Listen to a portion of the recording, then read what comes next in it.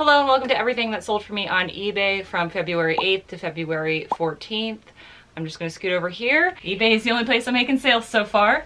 Miss Moxie, of course, is here. She's down here making sure everyone knows that she is here and with us. And let me go ahead and start sharing. This first item is Victoria's Secret sports bra. I got this from free from Carolyn and Ernie. So Carolyn, thank you for the donation. Sold it for $7. I saw the offer come in. It was free to me. Absolutely took that. This is a pair of Cole Haans. I picked these up at the Goodwill. I paid $9 for them. They were in like new condition, which is why I picked them up. I wouldn't normally pick up something like this.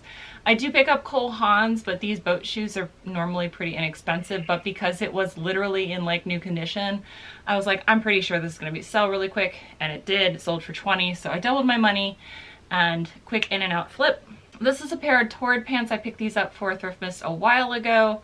I paid $5 for them. They were brand new. I picked up this pair and also a pair of purple ones. They were size 5 in Torrid, so a size 5X, and they were new at tags. So very happy with the sale. It did take a while to sell, but it did sell. This is a vintage pickup. It was a Y2K piece. It was a collaboration between Ruka, which is RVCA, that's how you pronounce it, and Alex Nost. And so this was a large green check button front, super basic, sold for my full price of $22.87.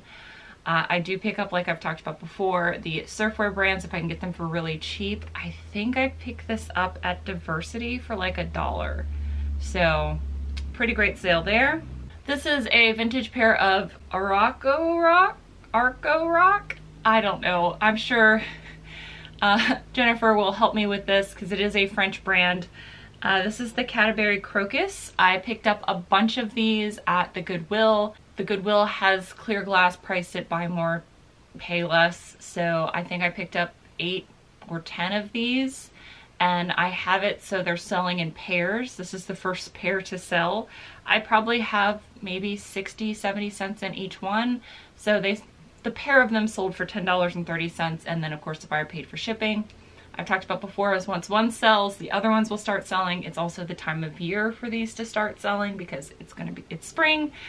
So yeah, happy that first set sold. Honestly, this pair that sold paid for all the rest of them. So everything else is just gonna be profit. This is a pair of SAS shoes. I don't normally pick these up for full price because sometimes they have a tendency to sit. Sometimes they sell immediately. This one I picked up at an estate sale. I paid $5 for them at the estate sale, and they were 9.5, but they were 9.5 narrow. So I took a chance because it was a larger size, even though it was a narrow width, and they sold for $21.14. So that was a good gamble on my part. This is an item I offered up on Whatnot. It didn't sell there, but it did sell on eBay for $6.69, pretty much within 2 weeks of me listing it. So I talked about before how I will pick up the sportswear brands, like even these simple basics at the bins, because they do actually move for me really quick. And this probably cost me 50-60 cents when I bought it from the bins. So these are quick and easy listings for me. You do what's best for your business, but that is why I picked this up. This is a new Eddie Bauer piece. It was the Legend Wash. It was new at tags. Sold for $17.88. I don't remember if I picked this up at the bins or if I picked this up in the retail store. If I picked it up retail, I paid $6.25 for it. If I picked it up at the bins, I paid $1 for it. So either way, I made good profit and I'm very happy. This is a book I picked up at the bin, so I have 50 cents into this book. This is a copy of Julius Caesar, which is a play by Shakespeare from 1957. I actually recently found another one of this exact same set. These little pocket copies from the 50s of another one of his plays. Unfortunately, this sold before I found that one, so I couldn't offer it as a set, so I'll just list the other one pretty much in the same vein. You know, I'm only making a couple dollars, but I am saving a vintage book from the trash. I was so surprised this sold. So I picked up all of these Longhorn plates. They were in my like best sales from last year, my top 10 sales from last year. And it's these Syracuse China Longhorn plates. I found like a stack of 7 of them for $2 a piece. I sold the other 6 for roughly $40 a plate. So 6 times 40, like roughly $240 off of a $14 investment.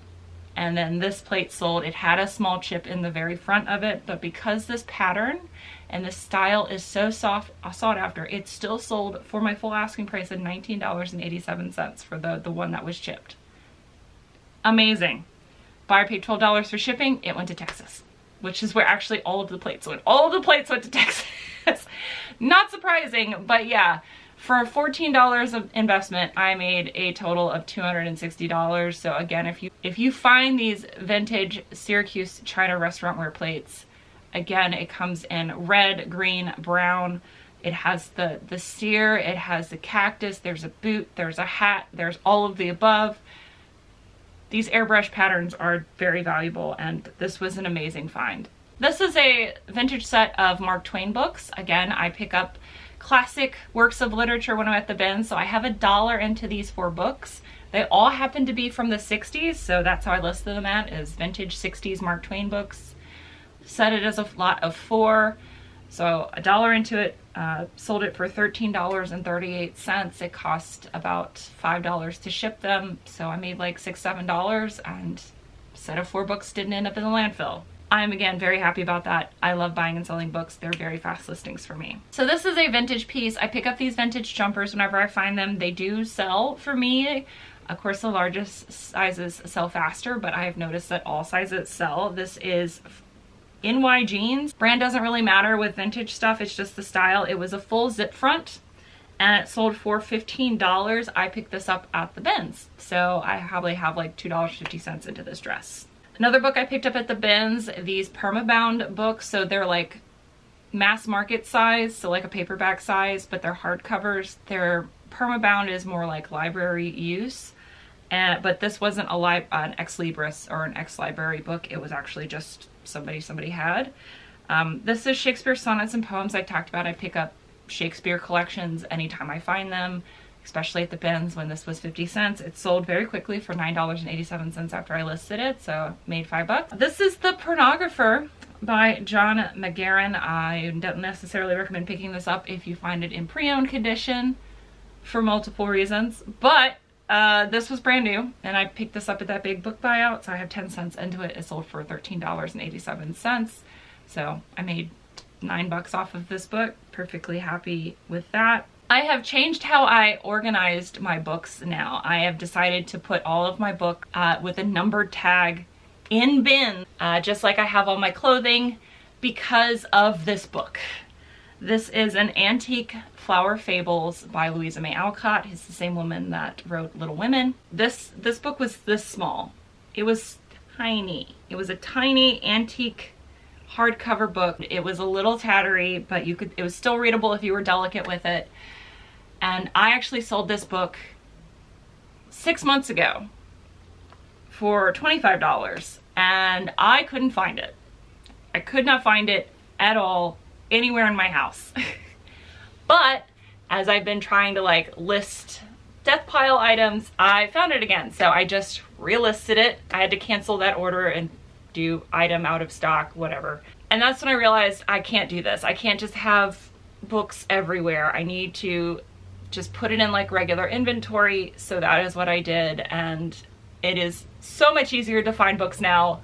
So much easier. It sold for $22. This is something I picked up at the bins for 50 cents. So I saved a book that was over 100 years old from the landfill, and I made like $15. I would have made, you know, $20 if I hadn't lost it, but now it's found. Now I have a better inventory system. Well, I have the same inventory system, I'm just now also doing it for books, because as I've mentioned before, my inventory wavers in my store between a quarter to a third of all of the listings on eBay are books. So it was time. It was time. This is a vintage Land's End tie. I pick up ties whenever I find them. I pay $3 or less for them. Of course, less is more for me. But this sold for $11. It was a Land's End tie. I picked this up at the bins, so very little into it and very happy it sold. Again, I've mentioned before how much I love ties. This is something I picked up at the bins. I offered this on Whatnot. Nobody bought it. That was a super big surprise for me. It was new at tags. It was a women's size large, and it sold for $16. So again, super shocked that a brand new at tags Carhartt piece did not sell. especially on Whatnot, but it did sell on eBay and I probably have $1 into this shirt. I do not recommend picking this up. The reason I picked this up, this was in that big estate sale buyout that I did from the Air Force retiree. I have not mentioned that estate sale in forever. If you are new here, I will link that video up above. I filled my car. That was like the first time I got a taste of how good estate sales can be, and it has been a hot mess ever since. By a hot mess, I mean like I buy way too much stuff at estate sales, which is also why I haven't been going to estate sales lately. But basically the way the price broke down there was $1 per piece of clothing. So I have $1 into this shirt. It was Winter Circle. I was basically just picking up anything I thought that would sell.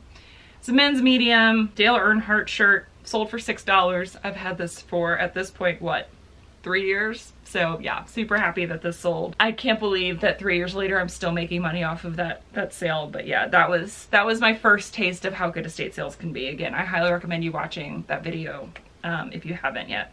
This is a amazing find. This I paid 40 cents for at the Restore. This is from 1968. It is Haunted People. If you can find vintage horror books, they can be worth quite a bit of money. And so what I look for is on the spines when I'm looking at books, like if all you see are the spines, I look normally up in the top on vintage books. It's going to say the publisher, so like Ace or Tor or Mystic or whatever, and then it's going to say what kind of genre it is. It'll say fantasy, science fiction, horror, mystery, psychic, whatever. It'll say all that stuff.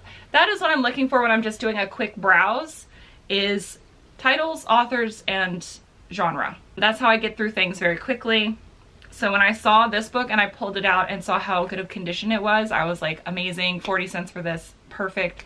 It sold for $19.90. It is free shipping on all of my books because I do buy 3, get 1 free. But yeah, I made, you know, $15 off of this book I found at the Restore. I love it. This is a Knox Rose piece, another piece I picked up at the bins, and I put this up on Whatnot. It didn't sell on Whatnot. It actually sold twice. Got returned because they didn't like the way it looked. Sold the second time.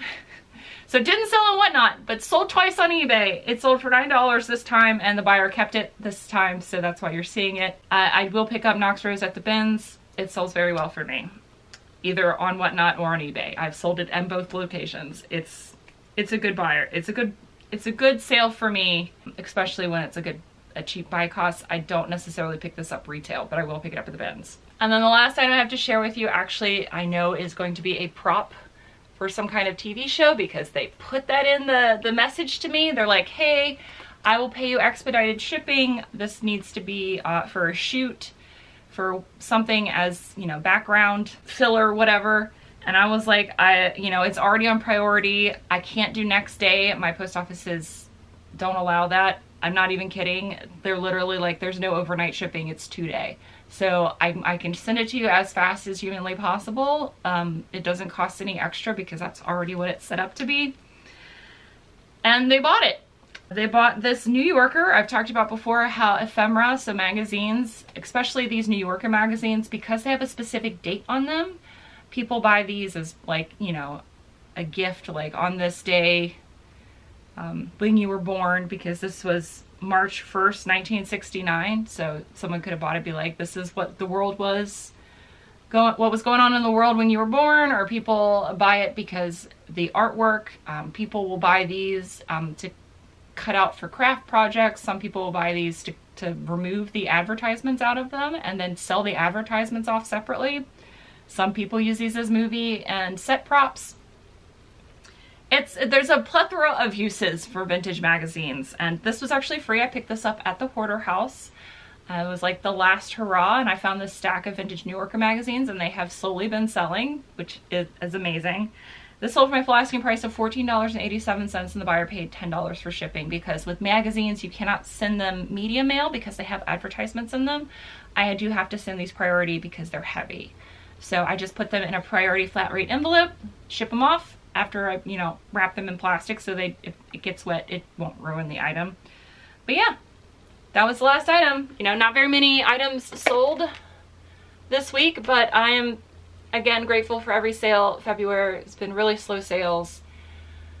Hopefully things will pick up soon, but I hope you're having great sales, and I hope this was interesting and helpful, and I will see you next video. Until then, bye! Bye. Hero. be a hero, hero. Oh, the hero comes, I can hear the drums, and a horse is drawn to the kingdom come through the pale moonlight. Hearts ignite to the core.